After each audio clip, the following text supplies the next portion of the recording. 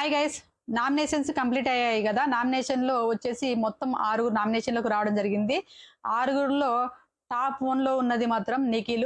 26% తోని టాప్ 1లో దూసుకెళ్తున్నాడు నిఖిల్. దాని తర్వాత నబీల్ వచ్చేసి 25% తోని నబీల్ దూసుకెళ్తున్నాడు. సెకండ్ ప్లేస్ లో నబీల్ ఉన్నాడు. థర్డ్ ప్లేస్ వచ్చేసి మణికంఠ ఉన్నాడండి. 20% తోని మణికంఠ దూసుకెళ్తున్నాడు. ఫోర్త్ ప్లేస్ లో విష్ణుప్రియ ఉన్నదండి. 15% ఓటింగ్ పడుతుంది విష్ణుప్రియకి.